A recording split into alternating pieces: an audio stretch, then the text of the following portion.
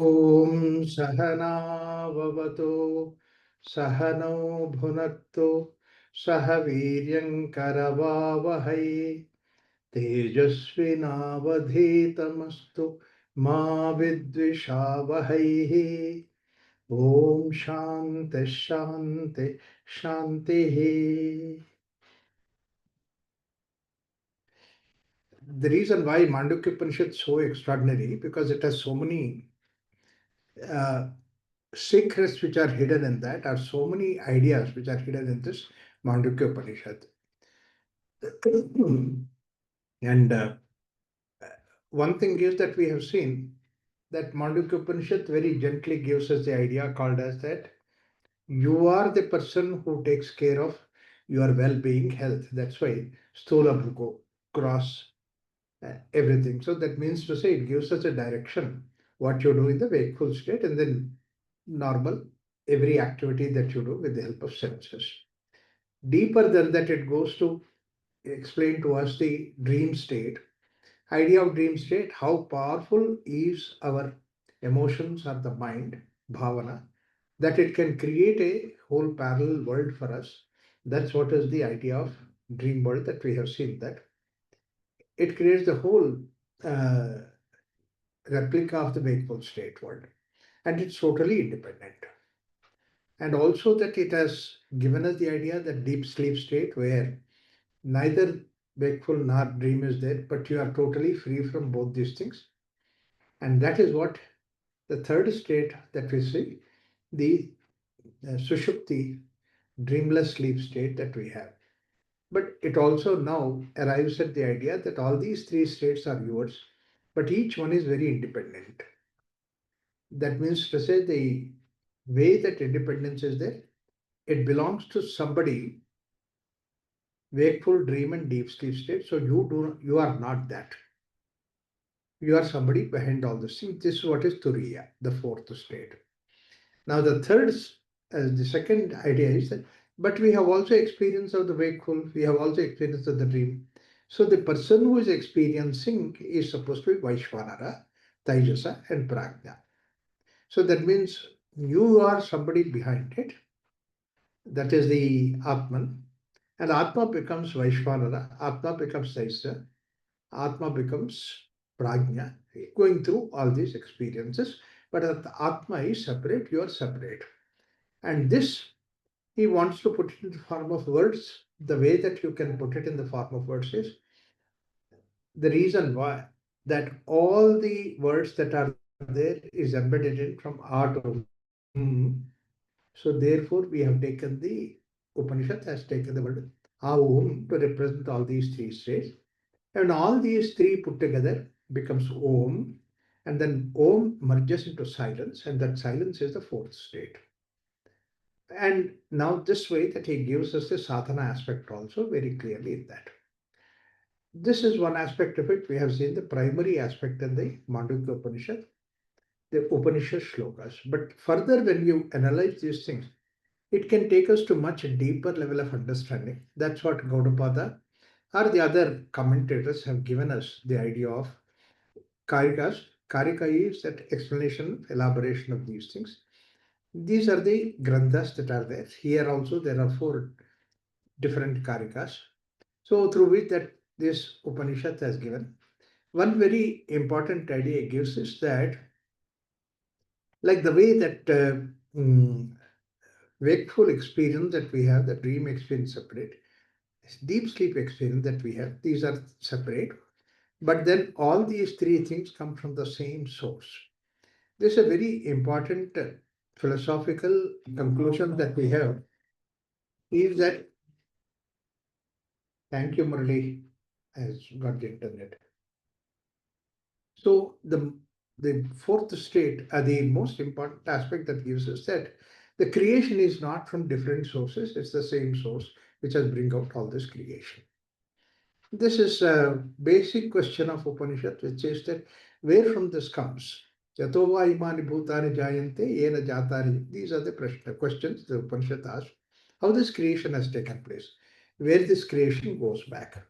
This gives us an information that fourth state, whatever that you said, neither the wakeful nor dream nor deep sleep state, nothing like that. Prapancha upashamam shantam, everything has become silent. He says that that is the state which is responsible for all this creation. It can create these things within us. It could create the same thing for everybody else. So therefore, that the whole creation is from that same single source, which is supposed to be Brahman. And you are also the Brahman. That's what Vedas also say, Ayamatma Brahma, so Ayamatma Chatushpat. All these ideas are given from, subscribed by this Mandukya Upanishad. So therefore but then what is that you are connected with that same source that is there? Yes, when it is taken from the samishti, that means to say the whole vyapakatva, vyashti, samishti, it is called as Brahman. And the same thing as a small little part of it is what is called as vyashti, that's individual self or jivatma, and that's what is Paramatma. This looks to be very intellectual, fine, very good. Intellectually, that can be established in a state where people could not think of that same source for everything that's created, more in the Western science and more also in the Indian philosophy. That is, matter is separate, energy is separate, this is separate, that is separate. You are separate, I am separate, good is separate, bad is separate. This way, when the whole world is reeling with the idea of not putting everything from the same source. Ultimately, two sources are there, and that may not be the proper kind of an understanding. So, therefore, that this Upanishad will give us the idea that everything is from the same source. Of course, various analogies are used by saying that, like the way that from one earth, various crops come up, one tree, that various branches come up, all these things that are there, they're all analogies. And how it comes, like the way that from the spider, the whole thing comes up from the spider. So, like that, these are all the analogies that I said. And the analogies that Vedanta often used are the analogy like from the same mud we make the pots, from same gold ornaments are made. And so elaborate discussion went on. The idea is saying that gold is primary, this uh, the ornaments are not real. I mean, not real in the sense that they are, the, you remove the gold, ornament will not be there. Like this, various arguments are given. I don't think that today we don't need those kind of arguments to establish. There's one single source from everything that has come up. That is what scientists also says today. That's what is the idea of the boson studies, etc. That there is one single God particle from which everything has come. They are also working like that. But these are all the intellectual experiences of intellectually proving that Advaita. That means to say no duality. But intellect will not satisfy ourselves. That's a very important aspect, is it? Even though I know that everything is from the same source, but still that I see the differences. In the transaction level, we need differences. So we need this transaction level differences. Not only that, we have to respect the differences in the transaction level. That's why Dvaita, experientially, that's important. But then sometimes this Dvaita Prapancha we are in, we also have the experience of Advaita. So there is Advaita as a philosophy, one aspect of it. Advaita as an experience is another aspect of it. Advaita is an experience, it does not fight with the other experiences because, like the way that Advaita is an experience, Dvaita is also experience, and it comes from that only. So, therefore, that it does not have any dispute between these two. If somebody makes a dispute of Advaita with the Dvaita, that means you are wrong, I am right, or you are inferior, I am superior. These are the people they don't have really, they are not going by experience, but they are going by philosophy. What is more important thing is experience is more important than the philosophy. Philosophy is something which will guide you to their experience. And that's where everywhere it's the same thing applies. Like, for example, I know the whole philosophy of swimming, but I have to have an experience of swimming. A Pandit who has learnt everything and then he was crossing the river And he asked boatsman, "Did you read this? Did you read that?" He said, "I did not read anything. I'm just uneducated." I said, "Your whole life, 50% of life is wasted." Suddenly there was a storm and the boat was getting tossed up. And then that boatsman asked this man, "Have you read, do you know swimming?" He said, "I don't know swimming." "Then your whole life is wasted. My only half life is wasted, but your whole life is wasted because now I can jump into the water, swim across, and you can't do that." So therefore, that these things are essentially for the sake of, uh, you know, we need to go through the experience. That's why bhuktaye nato muktaye. That's what he says. That Shankaracharya at one place says. All these things they do not give you mukti. They give you only bhukti. Bhukti means you can argue, you can prove that you are great, you are wonderful. So these things can happen, but really mukti will not happen. When does mukti happen? When does mukti happen is when you go beyond the level of Dvaita, Advaita, Visishtadvaita, you go beyond that. All these things, they are there as a part of your experience in your day-to-day life. Now that is where we stand. And then he says, now there are people who argued that, Gaudapada gives very beautifully that whatever the manifest world, it can be explained in 100 different ways.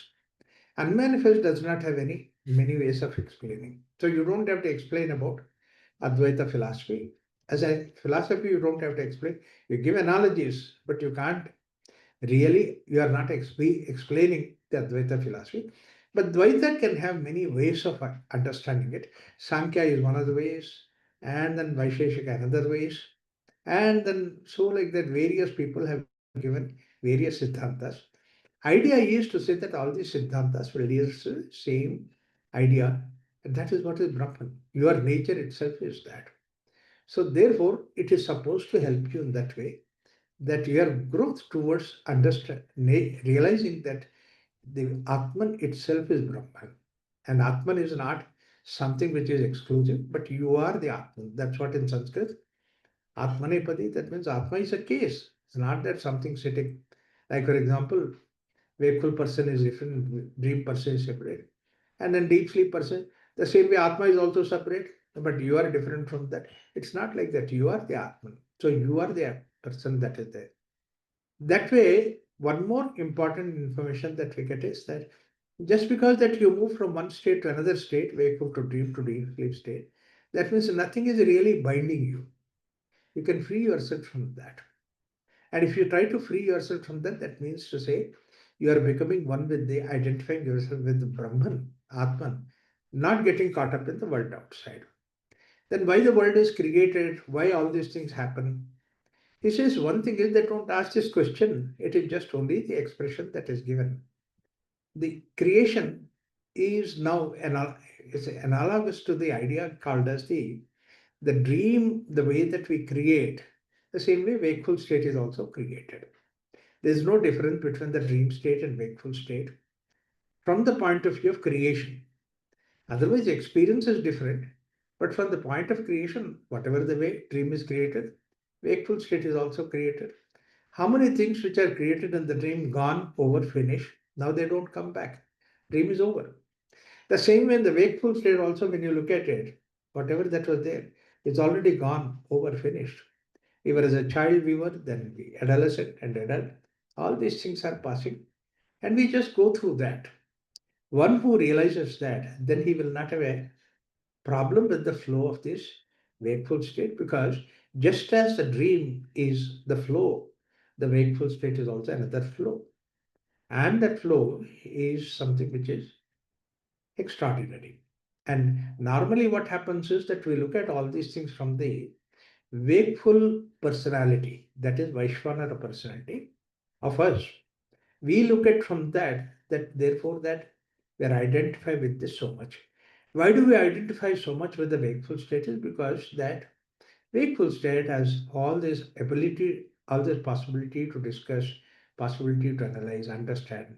And more important thing is that wakeful state is the one which helps you to arise from the level of all this dvandva duality to the state of peacefulness. Become one with that. And that we will, of course, in the next sutras, we will come to that. So that's a very important aspect of the wakeful state. That's why it is said that wakeful state is the karma bhumi. Wakeful state is the sadhana. They say so much that even the gods will come to create, take birth in this world. To see that, they get the liberation. They get the idea of what is the experience of Brahman. That they can get it from this wakeful state. That's the reason why it is very important as a karma bhuma for us. So, and in the 18th Sutra, I'll just go back and forth just to give the idea. In the 18th Sutra, in the third chapter, he gives us the idea Advaitam Paramarthohi Dvaitam Tadbheda Uchate Tesham Ubhaya Bhavai Ubhayaya Dvaitam Tenayam Navirudyate. So, this Dvaita, multiplicity, came from Advaita only. It's not coming from separate. It's not separate. It is only the born out of Advaita. That means one became many. I gave the examples in the Upanishad also says that Sayekaha, there is one. Bahusyamete, has become many. And then in Tapas, that it says that I become Annavan Annado Bhavati. Like this Dvaita. It's just to interact. To facilitate the interaction, we have to become two. Otherwise, where is the question of interaction? And then the ultimate idea of that interaction is to reach Brahman again, that Advaita Sthiti. So that is Ananyata, Anyatva not being there. So that is a very simple idea because of which multiplicity is created. So therefore, Dvaitam Paramarthohi, Advaitam Paramarthohi, that's what is the basic thing that is there. And then Dvaitam Tadhyeva Uchate. It is coming from that same Advaita itself has come. Tesham Ubayatha Advaitam Tenaya Navidyate. Now, this why it has become many, this question can easily be can understood by the way that I said that the Advaita Sthiti, the Brahma Sthiti, what we call it as Brahman, Atman, in the present day science they call it as consciousness.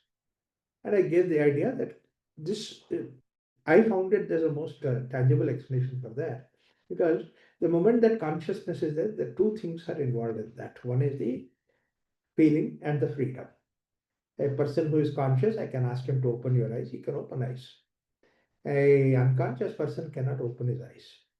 That means the freedom is not there. Second thing is he doesn't feel it. Unconscious person, you hold the hand, doesn't feel that. Whereas the moment consciousness comes, the moment you hold the hand, feels that. And the feeling and the freedom are the two aspects which is, when I look at in Sanskrit, what we call it, or we equate it, very beautiful thing Sanskrit we have is called as Chetana. Chetana is identified by three different properties. One is the Sat, Chit, and Ananda. And Sat aspect is what is called as the freedom. And then Chit aspect is the feeling. So that is what consciousness also, these two things. But consciousness has not taken up the concept of Ananda. See, that's why Chetana, if we add that consciousness, we are consciousness, or the basic uh, idea is consciousness, we should add one more thing, and there is an Ananda behind it. There is experience of Ananda that's there. That's the reason why we go for that. Otherwise, where is the point in going towards consciousness if it does not have that Ananda aspect of it? Kohya Vanyat Pranyat Kadesh Ananda. If there is no Ananda, how we go for that? Where do we go for that? And if you don't involve Ananda in that, then all this discussion, all these ideas that are there is only for the sake of argument and proving that you are wrong and I am right. That we have done enough in the world outside. You don't have to go for Vedanta to do that. And doing that is what is the way world is all about. Material world is all about trying to compare, trying to contrast. These are the things. That's why he says that because Dvaita comes from Advaita only, therefore there is no question of Tesham Ubhayarthe Dvaita na virijyate. They are not opposite to each other. Because the very fact that we say that Advaita and Dvaita It looks like one opposite to the other. Like the way truth is opposite to the satya is opposite to asatya, and himsa is opposite to ahimsa. So like that we try to create, because basically there is no uh, way to define otherwise that we did that. But there is no question of an ultimately there is no question of one against the other, one opposite to the other. One is inferior, one is superior. It's all the same. But for the for the communication purposes, we divide these two things. But the division does not mean one is superior, one is inferior. I'm emphasizing this very much because a lot of time people who are following the Advaita constantly keep saying that this is superior and the Advaita is inferior. Dvaitins relate, they don't understand what is actually the Dvaitins, their Anubhava, but then they take it that way. So there is a lot of fight that's going on between that. It's not something which is opposite. Brahman is from same source, everything has come. Therefore, it is not opposite to each other.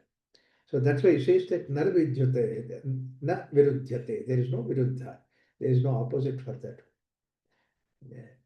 I just want to give a small little anecdote to just I find how it is like that.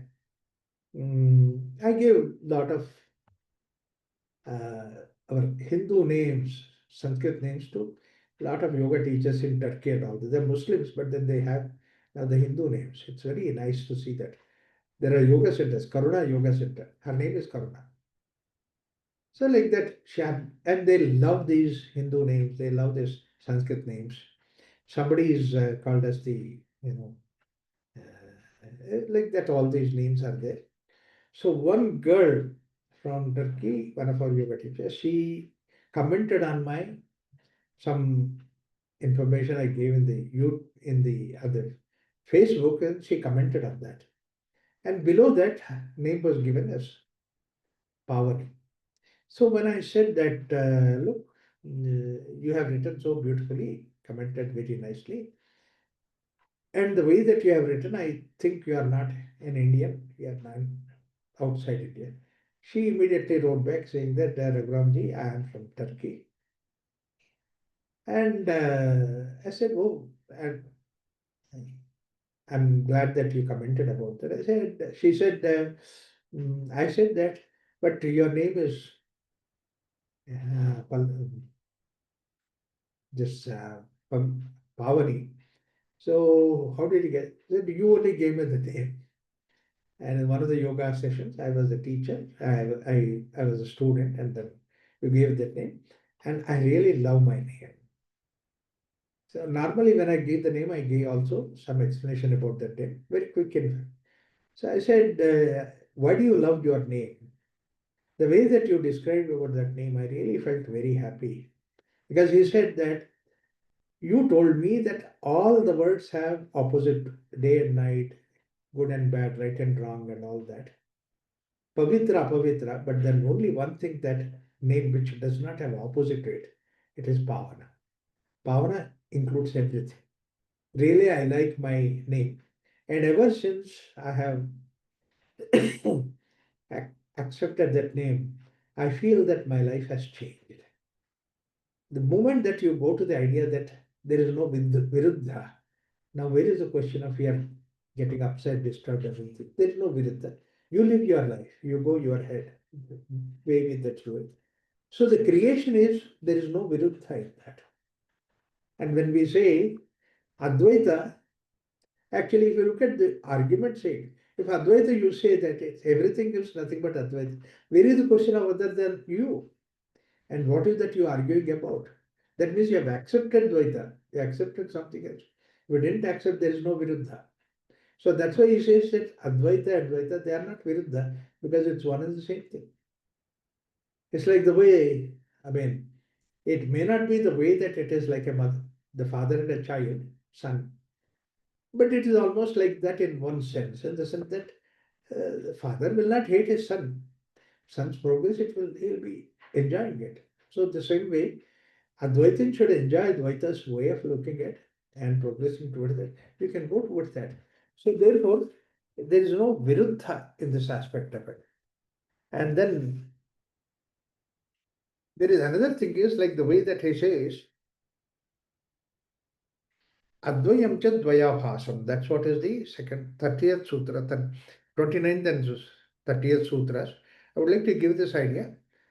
As I said, that Swapna gives us the idea that how the multiplicity has taken place, creation has taken place. He says, Yatha Swapne Dvayabhasam Spandate Mayaya Manaha. Now, this idea of Maya he brings about in this Upanishad very clearly. And Asato Mayaya Janma Tattvato Naiva Jujjate Vandhya Putro Na Tattvena Mayaya Vapi Jayate. This Maya is a concept. Sato hi Mayaya Janma Yujjate Natu Tattvataha Tattvato Jayate Yasya Jatam Tasya Hi Jayate. This is 22nd, 28th, 27th, 28th, 29th sutras. Because these are the sutras which bring about the concept of Maya.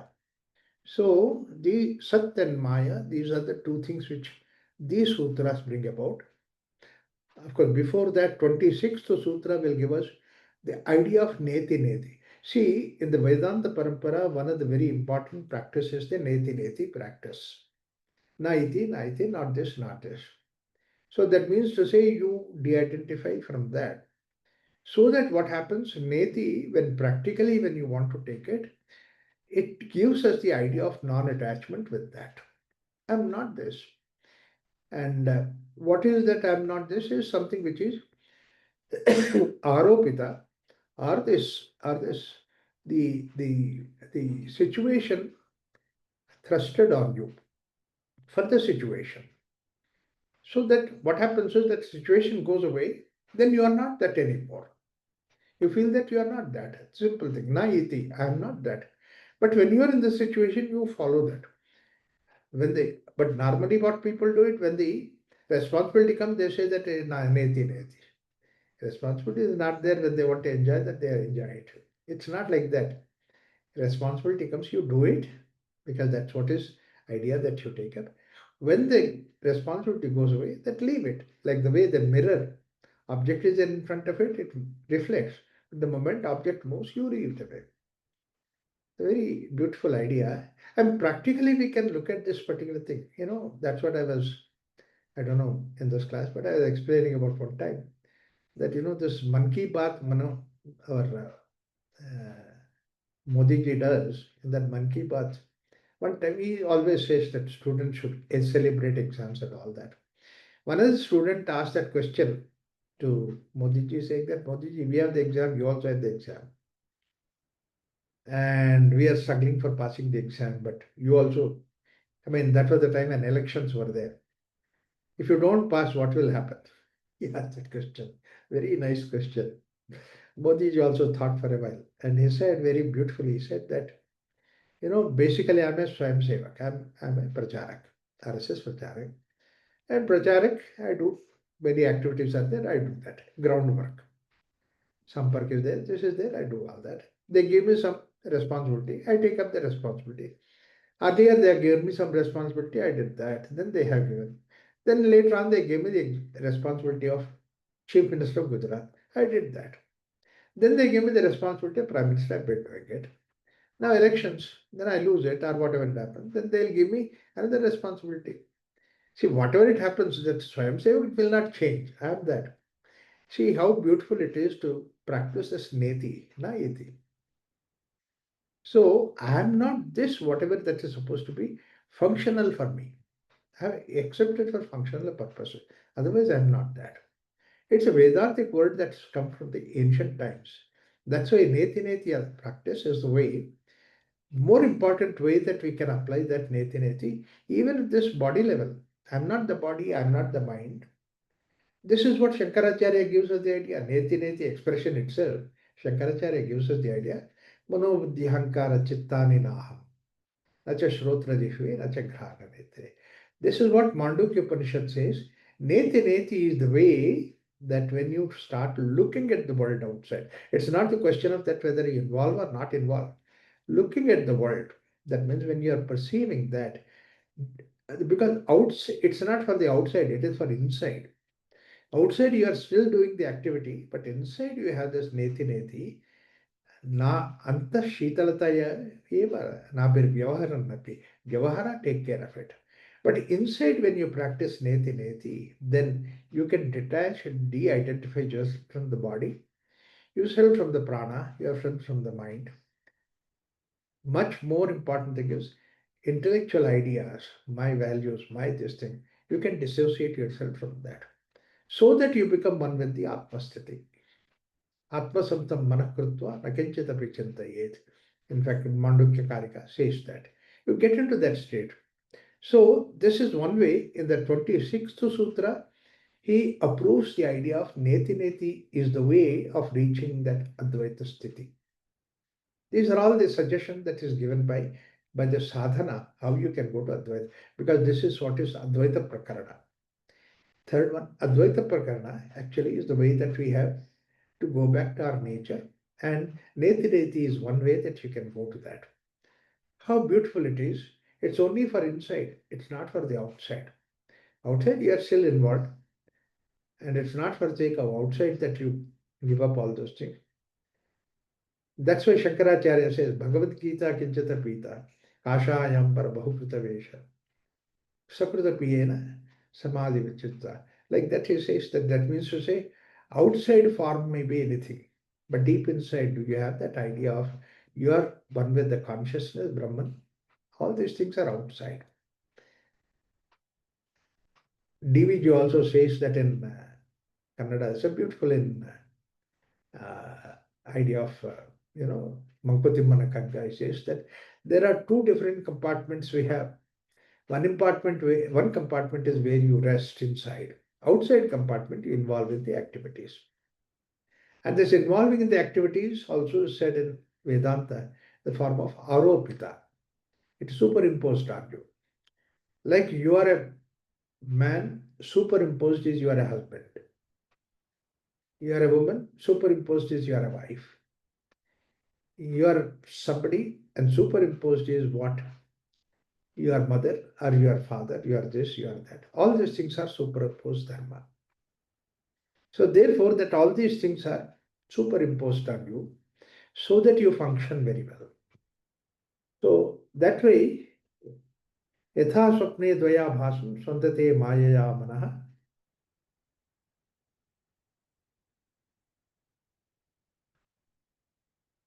यथा जाग्रद्वया भासं स्वन्दते मायया मनः. Very beautifully he brings about this parallel to it. There also that in Swapna, you only created a tiger, you only created a thief, you only created something, but you are afraid of it. It's only your creation. This way that we only create, but we get caught up in that is what is called as Maya. This Maya is the way Atma Mayayaha. Very beautifully it is said. The creation takes place in the Upanishad, Atma Mayayaha. That means Brahman himself gets into this Maya, he creates. So a man he creates, but he gets into the Maya of it. A very loose example say that we are friends together and then we divide into two groups and say that you are that group and you are opposite group, I am this group, and we fight football.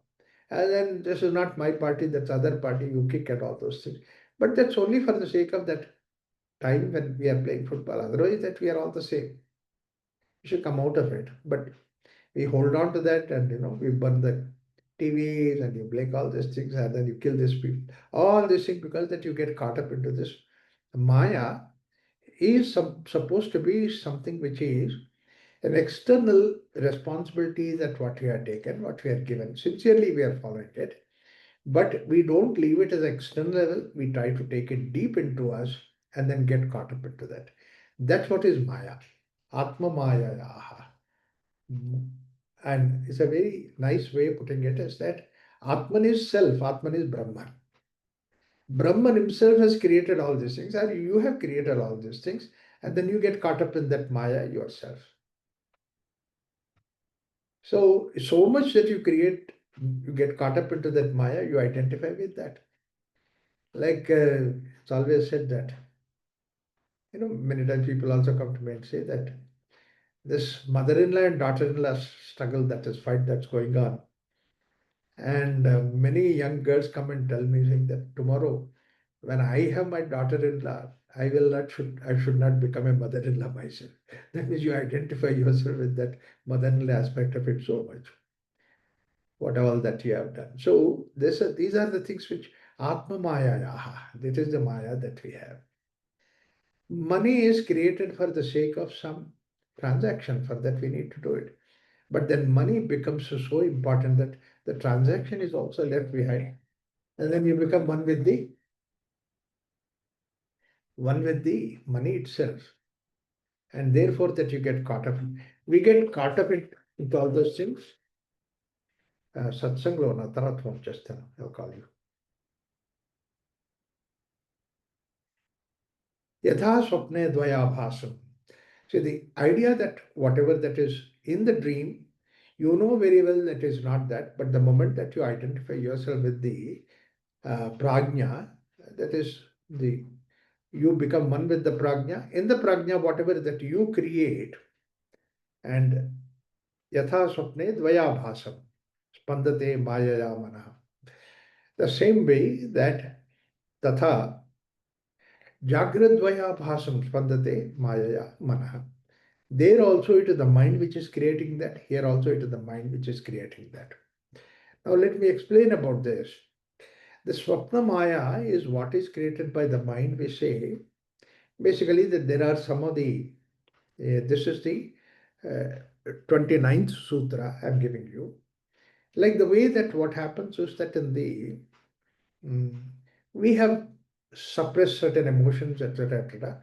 That's responsible for creation. So where did we suppress all these emotions, all these, they are in the mind. So the mind space, wherever that we are suppressed, is the mind which is given expression by taking all the ingredients to see that it creates an object there. And creates object and you get caught up in that object in the swapna. This is very simple thing. In the Vedanta, in Prashnopanishad, it gives a very beautiful idea that your mind itself is God. And all the senses are the smaller gods. All the powers are smaller gods. Like, for example, sun god, wind god, etc., etc., all these gods. And one center for that is supposed to be Indra. Indra is identified with the mind. And what happens is, it's this also the concept is there in the Kena Upanishad, a very beautiful Upanishad, where the wind god says that I can do anything, I can blow anything and all that. All right, Brahman keeps the small little uh, blade of grass and say, come blow it. Tries and tries and tries, it cannot blow. And then he fails and then comes back. And then he says that, look, that you can do it. No, behind you there is a boss. And that's what is Brahman. So like that, what happens is that our senses, they become identified with the object outside because the senses are in a way connecting with the object outside. So we become caught up in the senses as that they are ultimate. But behind that is the mind. So therefore, that all these things are created by like the way that the mind is created, the small mind is creating your dream, the universal mind, big mind is creating this whole universe that is there. That's why the individual mind that is there is part of that universal mind that is created. Because basically, when you look at it, all the senses are nothing but interacting with the Panchabhutas. And the Panchabhutas are what is there in the world outside. So it's all created by the world outside. So therefore, that he says that Yatha Swapne Dvaya Bhasam Spandate Mayaya Yatha. This Maya is a very, Spandana is very beautiful word. It is there. I don't know how that these people, ancient people, have come to this idea about Spandana. There's another place where he calls it Spandana Matrameva Jagat. Why I said Spandana is basic, Matrameva Jagat is important is that Uh, Ultimately, in modern science, when you look at it, matter is separate from the energy that was there. Suddenly, what happens? Science progressed in a point where it came to say that matter and energy merges and nothing but energy. That's what is the atomic Rutherford theory, that nothing but energy pockets which move. So now everything has become energy. Matter is the form of solid, whereas energy is the form of spandana, wave, particle form and wave form. So therefore, ultimately, wave is the way that the world is created. That's what the ancient spy also says. Here also that there is no matter involved, there is no solidity involved in that, in the in the dream. Like for example, you are sleeping and then you are having a dream. There is no solid involved in that. But then you have such a wonderful dream, such a elaborate dream where all the solids are there, so many things are created. Solid is only outside appearance in the dream, but otherwise it is the mind which is creating, or the energy which is creating, or the spandana which is creating. Like the way that spandana is something which is creating. That's the reason why the spandana, the Jagrata called as Vaishwanara, Swapna called as the Tejasa. Tejas. It's not matter, but it is only the vibration that is creating. It's not matter, Tejasa. Tejasa is not something that you cannot see it, you cannot get it from the sensory organ, because that is something which is behind the sensory organ. Like the way that, sunlight comes and falls on the moon, we see the moon shining, but all the way in the dark sky, actually sunlight is moving from the sun all the way it comes to the moon and reflects on the moon. So, but you don't see the sunlight on the sky unless until some object is there on which it reflected. Otherwise, you don't see that. And that spandana is that which is always there in the sky and which is subtler than the sky. That's why the spandana matrameva jagati says that yatha swapne dvaya bhasam spandate mayaya manaha. Mind's maya is the one which has created the spandana and that has resulted into swapna. The same way, tatha jagradvaya bhasam spandate maya manaha. It's only, this is a local mind, that's a huge universal mind from which that all this created everything. It's not your mind, yours is a part of the mind. But how is that this part of the mind has become, like the way sunlight is so big, so extraordinary, but when it passed through, filtered it through a magnifying glass, it has all that power. It can burn something. So you are somebody who is like caught by the whole universal consciousness that is there, Brahman that is there, is caught into one single unit here. That's what becomes like Jivatma. Jivatma is a concentrated aspect of that Paramatma which is there. So Advayam cha Dvaya Bhasam Manaha Sapne na samshayah Advayam cha Dvaya Bhasam Tata Jagran na samshayah. So whatever that is there, one single force, your mind, becomes like many in the case of Advayam Chatvaya Vasa, Swapne Nasamshaya. There's absolutely no doubt about it. In spite of the fact we know it, still that we see that Swapna like that, dream like that. The same way, Advayam Chatvaya Vasa Tada Jakra Nasamshaya. There is no doubt about it. The wakeful state also, Advaya has become Dvaita. The one becomes many in the wakeful state also. It's because the way that it is, like the way that happens in the dream. Manodrishtamidam dvaitam yatkinchata sacharacharam manaso yamani bhavo dvaitam nopalabhyate. This therefore that basically it is the manas which is creating this dvaita bhava, and transaction it is necessary. You have to use the mind. But the moment you go to the amani bhava, manas not being there, you don't take the support of the mind, amani bhava, and the moment you go to that amani bhava, manaso amani bhavo, dvaitam nopalabhyate. Dvaita will not take this. Now, how do you get into this amani bhava? And one thing that we have, and we have that experience of Amani Bhava, that means say mind will not separate that out. There is no question of that means you are not taking the support of the mind. You are different, I am different. You are something, I am something. That we come out of it. In what way we can come out of it is one single feeling that we have. It's basically that Advaita Sthiti is Brahman. Therefore, one simple aspect of Brahman that's there within us creates that Advaita Sthiti or Amani Bhava. That's a very beautiful word, Amani Bhava. Advaita seems to be very um, dry word, but Amani Bhava seems to be much more lively word. And what is that Amani Bhava? Is when my identification with the object out of love, out of feeling, that my dog.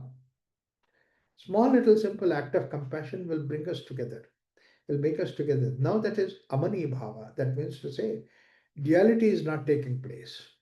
Though they are two, but then there's oneness that takes place.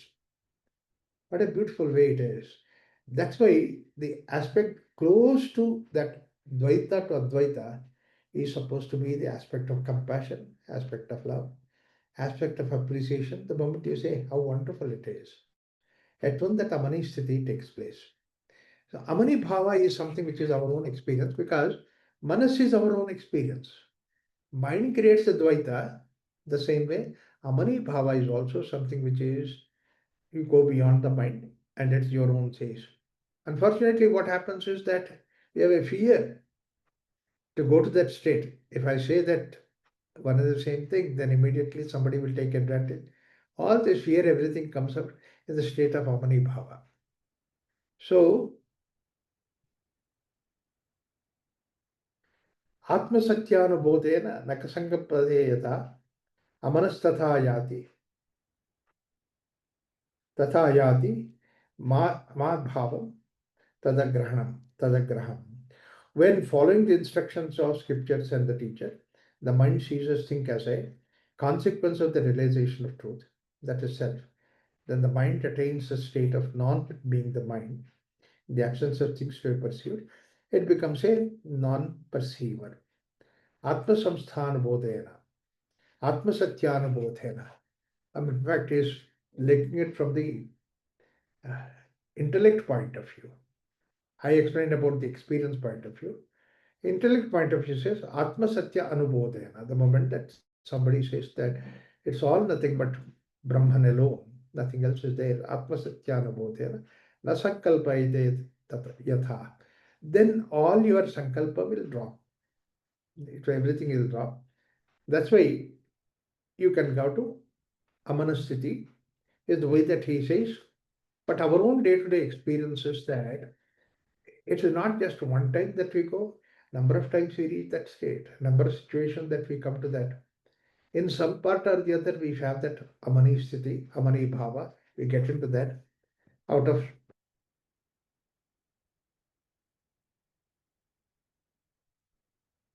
Then what happens is that in that state, we don't, the differences are there, but we don't mind the differences. Say, okay, fine, it's all acceptable. My way and your way, and let's coordinate. Let us. The harmony takes place. That's a very important aspect of it. The moment that we don't have complaints, then we look for harmony. How we can accommodate both these things. In fact, that's what is our nature. That's what is Brahmasthiti, harmony. Anandamay Kosha, deep inside, beyond the Manomay Vijnanamay Anandamay Kosha. The character of Anandamay Kosha itself is harmony. Not only our health is harmony, our own Anandamaya Kosha. You look at any plant, there's so much of harmony. That harmony is actually the life of that plant, the jiva of the plant. Roots in the soil, flowers in the foliage in the sky, they're in such wonderful harmony. Roots do not know what's happening in the sky. The flowers in the foliage do not know where they get the sap from. There's such a beautiful harmony. And that harmony is the health of the plant. Plant is alive. The flowers and the foliage that is there, they get nice, wonderful nourishment from the root. And that harmony is the health of that flower. The moment that you cut off that roots from that, saying that we separate them out, then that flower will be like in the flowers in the flower vase. It will not get the nourishment from the earth. It cannot identify itself with from the earth. When it is they having the roots, then the flower and the earth, there is no difference at all. It's all one and the same thing, but it's continuum doing its own job. How much harmony is important. The same way when you take an orange fruit, bitter seed inside, and the wonderful fruit, they're born together, grow to the fullness together, they live together, they actually share the same space. In spite of it, the seed will not disturb the fruit, fruit will not disturb the seed. They're in harmony. And that harmony is the health of the fruit. When you keep that orange fruit aside, 2, 3 days, it does not get spoiled. Same thing, you separate them out. That means a juice you separate from the root, free from the seeds and all that. That juice you cannot keep more than 2 hours, otherwise it gets stale. See, that harmony is the life. So therefore, what happens is that harmony is the hint for that Advaita Sthiti.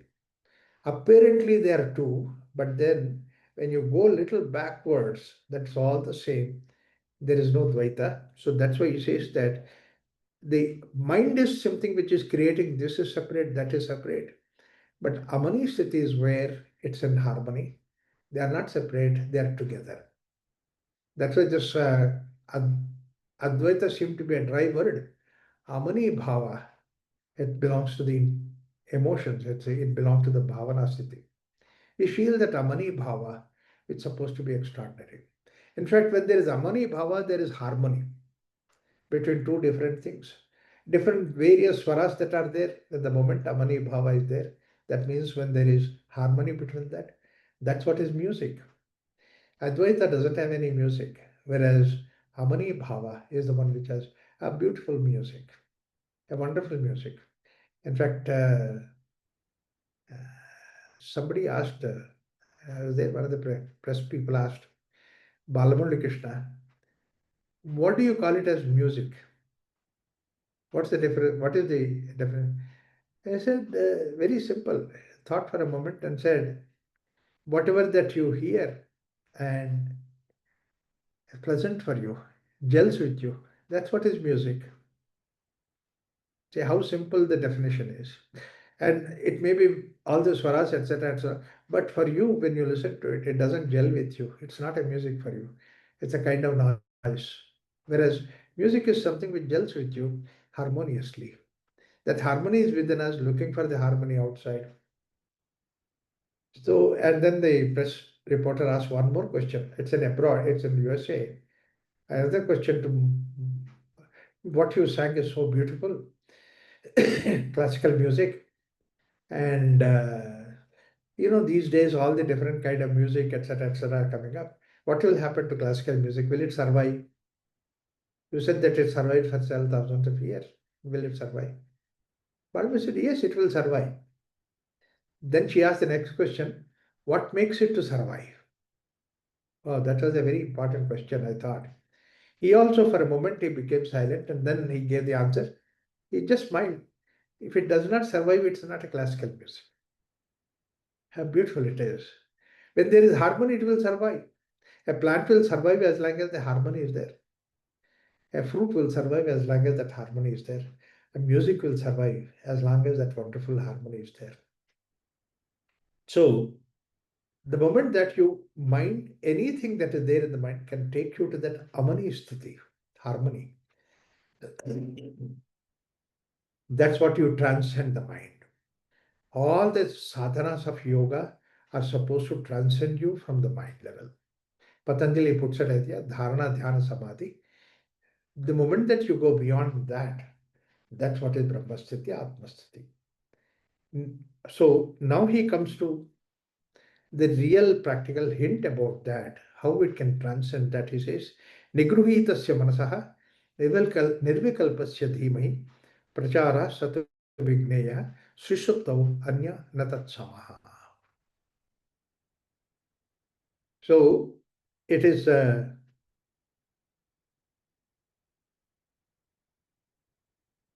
Nigruhitasya manasaha. When the mind becomes under Nigraha, that means to say you will be able to transcend the mind. Nirvikalpasya dhimataha. Intellect, you are not planning anything, scheming anything. Intellect has become silent. Pracharaha satavigneyaha. When you reach that state, vigneya, it is sushupti. That's what happens in the deep sleep state. You become silent, you become blissful, and you are that because there is intellect is not functioning, mind is not functioning. Satyavignya. So, anyaha na tat samaha. That he says that it is anyaha, that means different from the Brahmasthiti. Yes, every time that we reach that deep sleep state, dreamless sleep state, you are reaching that Brahmasthiti, different from Brahman, because the simple thing is that you are transcending from the mind level, but you are still a seed form that is there, you will come back to the life. That's why in the next sutra, 35th sutra, he says, Liyate hi sushuptau tatu nigruhitam naliyate tadeva nirbhayam brahma jnanalokam samantataha. In the deep sleep, what is the difference between the deep sleep state and the Brahmasthiti, Atmasthiti is? Somebody asked Zen, what is uh, before Zen or after Zen? He says, before Zen, rivers are rivers, mountains are mountains. After Zen, rivers are rivers, mountains are mountains. But only thing is the difference is here it is unconsciously happens. There you consciously make a journey. It is your journey. When you make the journey, you will not forget it. What you consciously learn, reach, you will not leave it. You are established in that. Another thing, a fool goes to sleep, wakes up as a fool. A fool goes into samadhi, comes out wise. That's the difference, deep sleep and samadhi. That's the only thing which is the difference. So luyate sushuptautat nigruhitam naliyate tadeva nirbhayam brahma. So he says that earlier sutra says nigruhitasya manaha. That means to say mind is in the silent state, manaha. Nirvikalpasya dhimahi, intellect is also silent. Pracharaha satavigneya. And that's what is sushupti. Deep sleep state, we reach into dreamless sleep state. Anya, na tat samaha. It is not the same as the Brahmasthiti. Why he has to say that? Because they're very identical. Like the way in Brahmasthiti, mind and all the aspects of the mind do not exist. They are free from that. In the deep sleep state, dreamless sleep state also, everything is gone and then you are asleep from that. In fact, that's why in another Bradharanic Upanishad also says that when a person goes to deep sleep state, dreamless sleep state, he is not tatra mata amata bhavati, pita pito bhavati, steno asteno bhavati, brunaha abrunaha bhavati. He is no more a mother, no more a father, no more a thief, no more a murderer. The idea is that it's not the question of a mother and mother when sleeps, still she is a mother. Father sleeps when he is also father. But what happens is worries and responsibilities are activities of the mind connected with the mother, connected with the father. They are aropita, superimposed. Maya. He doesn't get caught up with that. All the worries, all the anxieties are forgotten. Not only for the mother and father, because they are good worries, good responsibilities, and all that. There are so many negative intentions are also there. That's why represented by the other two things he says. तत्र माता माता भवति पिता पिता भवति steno asteno bhavati. He is no more a thief when he goes to sleep. Brunaha abrunaha. A murderer is no more a murderer when he goes to sleep state. Ananvagatam, now he comes to the idea why he said that. Ananvagatam punyena, ananvagatam papena. Punya doesn't follow you. That means good activities, good intentions. Even the bad intentions, bad activities do not follow you. Ananvagatam punyena, ananvagatam papena, tirno bhavati. That's what is the difference between uh, the good mind and the pure mind. Good mind is having the good thoughts, good ideas, and all that. Pure mind is neither good nor bad are there, basically. This is what is the idea of Vishuddhi. Totally become free from the good and bad. That's what it says. Ananvagatam punyena, ananvagatam papena, tirno bhavati, sarvan shokan hridayasya. All the activities of the mind is completely dropped off. All the activities of intellect is completely dropped off. So, liyate hi sushuptau tatu nigruhitam na liyate tadeva nirbhayam brahma jnanam lokam samtataha. So now, when you reach the mind loses itself in sleep, liyatehi sushuptautat, but does not lose itself under the control. Nigruhitam na liyate. Very mind becomes a fearless. Tadeva nirbhayam brahma. That alone is the fearless Brahman. Jnana lokam samam tataha. Now, what happens is that this fear is something which is very important as far as the sadhaka is concerned. When sadhaka wants to drop the mind off, go beyond that, one thing that bothers him is that immediately fear comes into what's happening to me, what am I doing? Existence is being actually hit. Your very existence is in trouble, as if you are dying. In fact, even the great sadhakas felt that kind of a feeling the moment that they are entering into that state of uh, samadhi, where beyond both all the mind is dissolved, and then they go to that. It happened in the case of Vivekananda. He was sitting for meditating, and then Ramakrishna touches him. And the moment Ramakrishna touches him, he at once slips into that Nirvikalpa Samadhi. When he was about to slip into that Nirvikalpa Samadhi, Vivekananda immediately shouts, saying that, "What are you doing to me? What's happening to me?" That means all your identification is getting lost. Your attachment is so that fear, the fear of what you are, the fear of what you identify with. If you have more and more things to identify with outside, the more and more fear that you have. That's why liyate sushuptautat nigrihitam nale tadeva nirbhayam brahma. Bhaya is aspect of it last straw for the sake of going to identify with the Brahman. You are getting lost into that. And that yourness is going away. Your identification will go away. And we don't want to lose our identification because we are identified with so many things outside.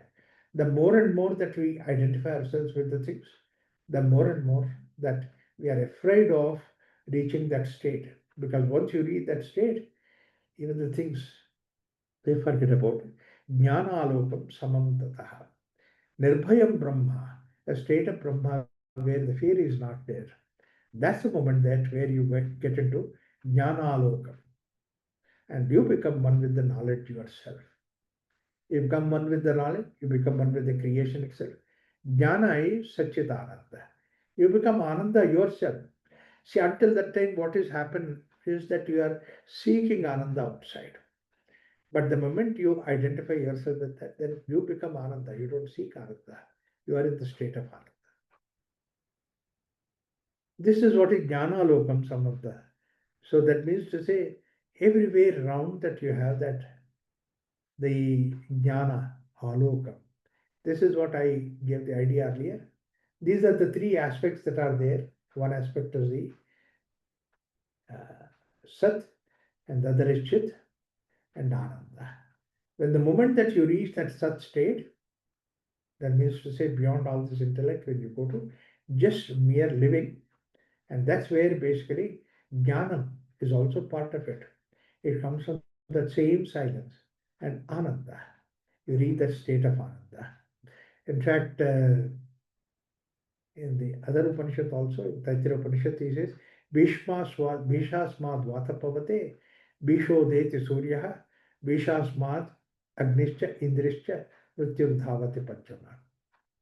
Out of fear, Agnistapate, Bhishasmad Vatapavate. Fear, out of fear that wind blows. Out of fear, the fire burns. Like that, he gives this idea. It's basically using a very poetic idea about that. What is that fear? Shankaracharya takes that question and answers that if the fire does not burn anything, then people stop recognizing fire as fire. your identification is lost. Bishasmat, wind does not blow, then you lose that wind is recognized, not recognized. So Bhishasmat Vatapavate, Bishodeti Surya, sun if it does not rise on the east, then he loses the credibility being identified as his identification. That's what Shankaracharya says. Atmanasharupam bhayam manyamanaha. The whole idea is that identification. Just imagine that you are nobody. How difficult it is to be. We have to be somebody or the other. We can't be a nobody. This fear of losing the somebody is something which is very. Swami Dayananda Saraswati once he was saying that he has given the names to sannyasins, Westerners who took the sannyasa. So one American he has taken the sannyasa, and then with a beautiful idea, Swami Dayananda Saraswati gave the name. He has name as Sambhuti. Swami Sambhuti. Sambhuti means the creation force. And that person, he was telling somebody overheard saying that, "What's your name, sannyasa?" There's somebody. Sambhuti has become somebody. So, idea of we don't want to be nobody.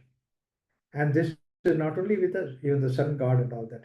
That means that basically that activities of the nature is identified with the characters in the nature identified with the activity, and the gods are that activity. God is God because that he has compassion. God is that because the quality, God's quality. Not that God is somebody sitting there, but the very quality itself is what is God. The light itself is what you call it as sun.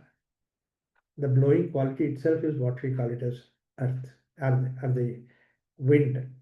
So therefore, basically it is the quality, it is the identity. That's what is important. When the moment that identification goes away, and that's what is, you become nobody. And that's what is fear. Liyate hi sushuptau tat nigrivitam naliyate tadeva nirbhayam brahma jnanalokam samantatha. All these things come from the same source. Ajam anidram aswapnam anamakam arupakam sakrut vibhatam sarvajnam nopachara kathanchana. This is what is basically leading us to the idea of sadhana, where is ajam, not born, anidram, the sleep is not there, aswapnam, there is no swapna, anamakam and arupakam. These are the two things. I don't have identification with my nama or the rupa, because these are the two identifications that we have. And sakrut vibhatam sarvajnam nopachara katanchana. There is not a least possible of ceremony.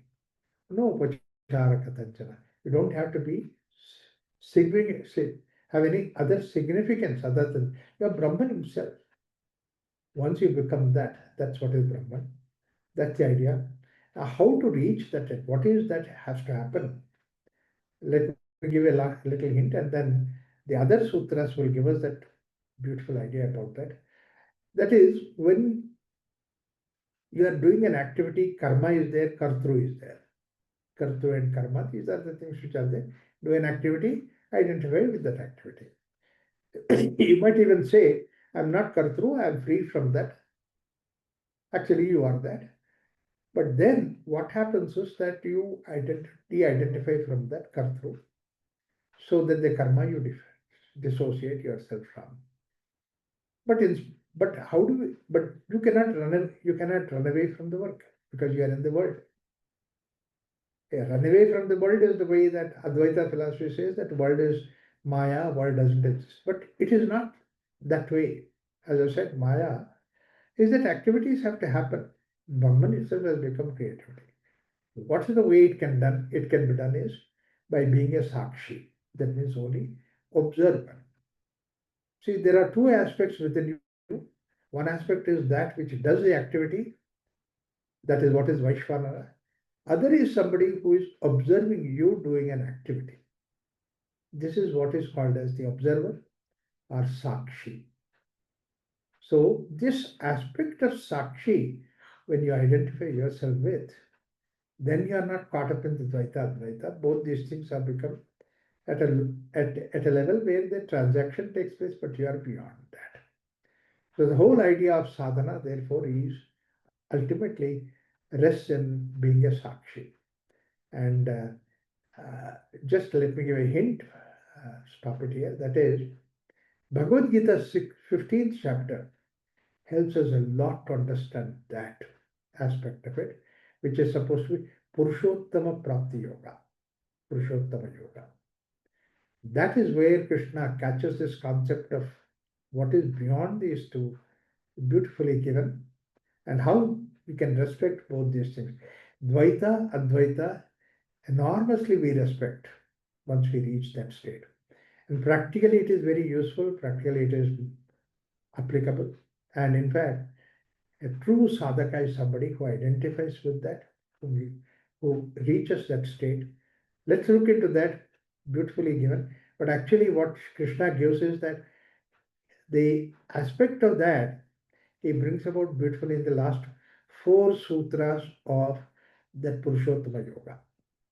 All the other things are elaborating the other portions, and then he comes to that beautiful finale in the last four sutras. What Krishna envisages there, we'll look into that. Why he calls it as Purushottama Yoga. We'll see that next time, class. We'll look at that. What's the sadhana for that? So we'll stop it here. Thank you so much. Om Shanti Shanti Shanti.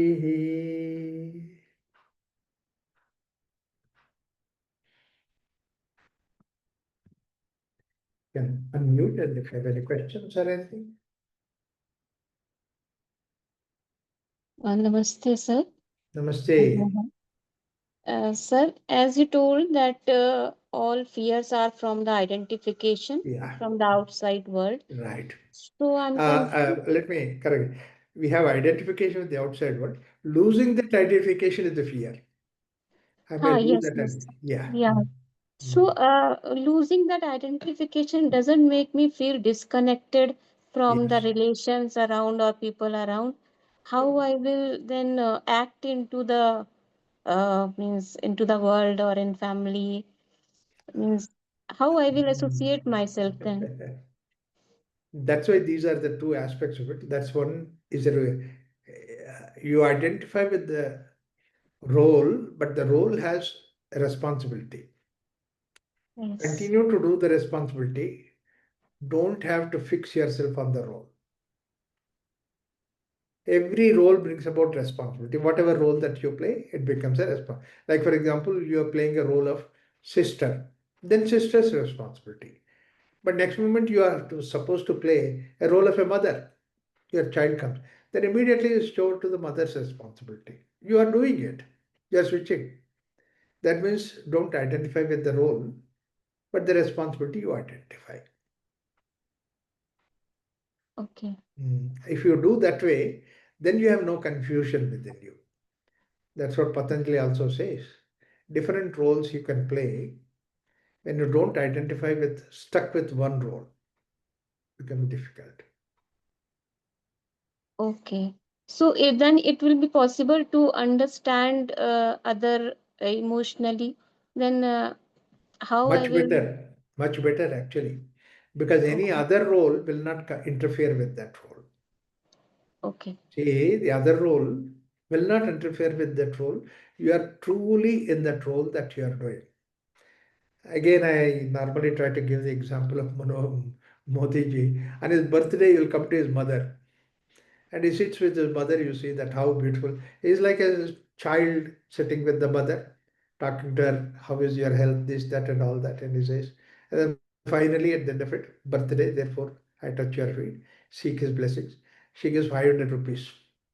This man takes that 500 rupees so carefully, keeps it in his pocket.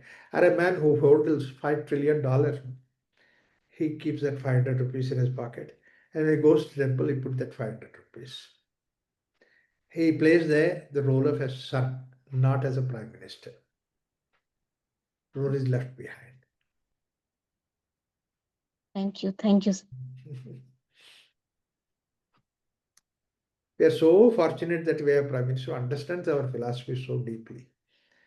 and puts it into practice. Mr. Gurumji. Hmm. Yes. Tell me, Sridevi. So, Hmm. yes, sir. So this Amani Sthiti Yeah. is same as Amanaska Sthiti, right? Amanaskaha. Hmm. Yes. Amanaska Sthiti in Hatha Yoga Pradipika and all it's Yes. given. Yes. Yes. It's same as that, okay. And Mind one more only. thing is, you mentioned that consciousness has freedom and feeling, Right. and Chetana has, in addition to that, Ananda. Ananda. Yeah. Bliss That's aspect. the difference. Mhm. So, If the what moment you aspect? take away the bliss Yeah, aspect bliss of life, aspect. uh, Yes, the moment you take yes, away the but bliss aspect of it becomes mechanical, monotonous. Mm. okay. But Ananda itself is also a feeling, right? No? I'm a Well, little confused there. right. Uh, One aspect of feeling is that you touch feeling hot or cold and all that. But something which brings about that from that feeling is what is ananda. Like for example, that warm is a simple feeling that you have, but warmth brings about a feeling of ananda, born out of that feeling. It might get the feeling of dukkha also, get the feeling of ananda. So that is ananda is the aspect which is basically the bliss aspect of it. It is removed from the level of happiness. See, that's why I gave the idea. I mean, I normally give the idea. Happiness, when we say it is the experience because the sensory organ. Ananda is an experience without any sensory organ. And a big, beautiful example is the sleep state, dreamless sleep. You enjoy it. It doesn't belong to any particular sensory organ. Your eyes or ears and all that, they are not there functioning at all. Even your mind is not functioning. But then you are in the state of Ananda, deep sleep state. And that is Okay, what is so your own feeling nature. is, Yeah, feeling yeah, belongs to the sensory organ. You feel with sensory the organs. senses, yes. And sensory organs are nothing but the extension of your mind. Mind works through the sensory organs. Mind gets the information this is hot. It's through the sensory organ. Our mind says that this is fat or thin from the sensory organ. Even So, Sukha Dukkha, everything. so there, yeah. So, So mind is the one which, as senses are nothing but a extension of mind, are the limbs of the mind. Mind mm, has all these limbs. okay, so feeling has basically all these Dvaita aspects, like this Yeah, or in the that creation, type. all these things are there. Yeah. Yeah. Yeah, that's why there are Dvaita. Like, for example, hot is there, cold is there. Against cold, it is hot. Dwandvas we call it, Nanda is whatever. there. Yeah. Yes. In Yeah. fact, you are striking that point which I am going into the next talk. That's very important. Okay. Okay. Okay. So just one more, Yeah. confusion I have here is identifying. Be an observer and Yeah. don't be like. So, but actually, who is doing the activity? Yeah, activity that's why is done by Vaishwanara. Wakeful state, your wakeful aspect of it, which is supposed to be Okay, depending on Vaishwanara. my state, that person Yes, is doing the right. activity. And matlab, Similarly, I have to be dream, in the Turiya state, basically. I have to be in the Turiya state not always. I only have to that, identify you are this. the Turiya, you Uh, recognize that you are identified with the Vaishwanara Taijasa, but otherwise you are Turiya. That is okay. Brahmasthiti. So the whole sadhana is to see that you be one with the Turiya because which is your own nature. Yeah. Atmasthiti, Turiya sthiti is the same. That's Okay. why it But is we are forgetting that and becoming Vaishwanara, right. Tejasa, and Yes, right. Prajna. Yeah, we have Okay. forgotten that. Forgetting. Okay. So this is only through sadhana we In can do fact, that. no, we have that experience. So tomorrow, in the next class, I'm giving you that one more hint which will give you what's beyond that. That also we get. Hmm? Yeah. Yes. Okay, sir. Thank you. Thank you. Welcome. Uh, Raghuramji, you spoke Yeah, about this wakeful state and how dream. past is past, it is gone. Yeah, yeah, Yeah. But then the childhood is gone, the adolescence is gone, now we are in. yeah. But then there is also another theory where these experiences of the childhood shape us of Hmm. who we are now. So that healing is very important to go back and recall those experiences and undo those beliefs. So, uh, how do we deal with that in Vedanta? Like, when it is So, gone, why should I again worry about it and go right, back? right. If you can realize that you are already shaped because of all those things, what you are, now what is reality is what you are now. Now, from where you have to now proceed. So, it is not required to go to the back to find out what happened in the past. Actually, there is no need for you. But somehow people make that as a business and idea just to see that you blame something else that, oh, you have done that, therefore it has happened like that. Sorry, today whatever happened has happened. Go with that. In Ramayana, that was one very beautiful incident where, you know, Sita was sent to the forest, and at that time, then everything is melancholy, and then Sumanta is sitting there. Sumanta is minister, Sumanta, and then Lakshmana comes to Sumanta and says, Bhai Sahib, then Sumanta doesn't even hear. Then he's just lost in his thought, and then Lakshmana settles by his side. Sumanta is like, all of a sudden, he just said it loud, saying that, wow, people know it, but then yet they go through that. Immediately, Lakshmana asked, what do you mean by that? Oh, Arey, you have come here? Yeah, I come here. I've been sitting and you are silent. Suddenly you said that people go through.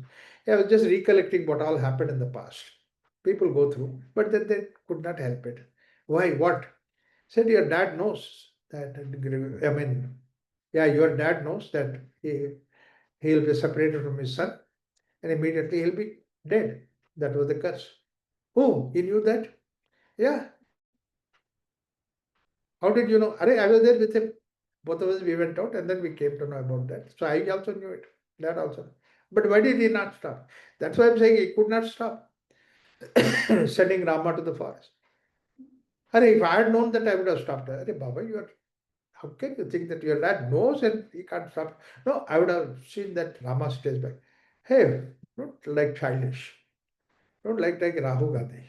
Okay? You, because Rama also knows about it. Huh? Rama also knows. Yeah. And then he still went to the forest. Yes, Baba. How does Rama know? Rama knows everything. There's nothing which Rama doesn't know. That means now Sita to the forest, Rama. No? Yes. In spite of he sent Sita to. Yes. Why did not stop? Don't ask me this question. I'm a small person. If you want any doubt, go and ask Rama. Immediately goes to Rama and asks. Hey, Arsuman says that you know that you have to go to this, Sita to the forest and all that you said. Why did you not stop it? Rama gives a very beautiful answer. He smiles and says that it's not important what you do. Uh, it's not important what you know about past, but it's important what you do now. It doesn't depend upon past or today. What is there, you do it accordingly. I have to send Sita out. I send Sita out. What I know, what is past and all that, don't worry about it. It's not important. Ultimately, what you have to do is important. That's what makes sense. Thank you, Raghuram. Okay. So let's close the session.